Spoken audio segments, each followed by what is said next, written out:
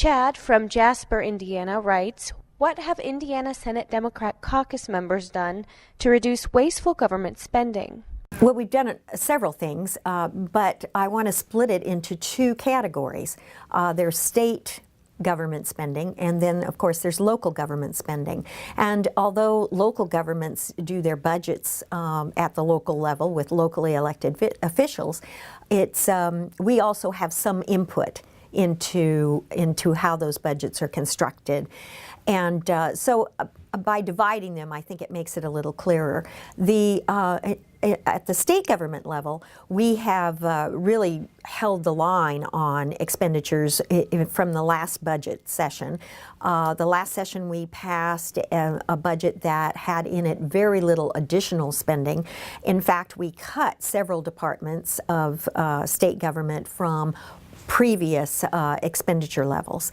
And although we found a little bit of new money for K-12 education and for higher education, it was very minimal and didn't even meet the requirements for inflation. We've also been very concerned about the money that we've been spending in the Family and Social Services Agency, which was a 10-year contract with IBM and subcontractors to provide services for people who were in need of services in Family and Social Services Agency.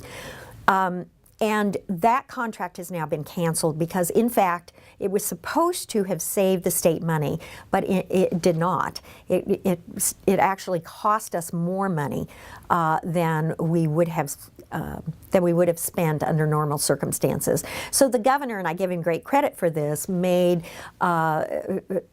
the decision to cancel the contract because it, number one, was very inefficient and people were falling through the cracks, and number two, it was actually spending more money. So we've been able to save some money there.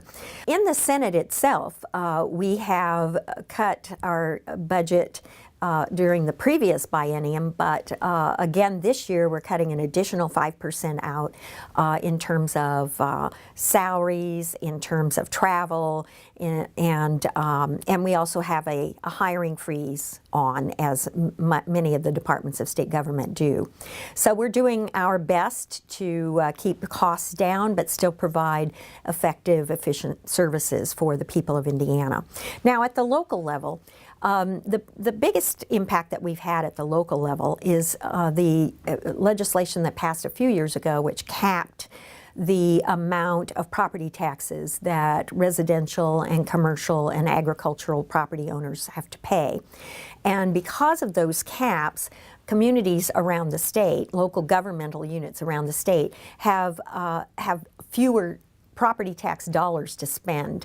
And so although we don't get into the mechanics of how much you spend on salaries and how much you spend on fire and safety issues, or how much you spend on roads, we are able to control the total amount that is spent by a particular local unit of government by controlling how much they're able to raise from property taxes, and also controlling the amount of local income tax that they're able to raise.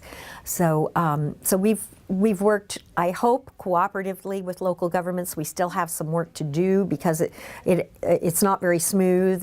Some local units of government have had to cut out fire personnel and police and other important services because their budgets are so tight. But as this all unfolds over the next couple of years, I hope that we're able to work more cooperatively with local government.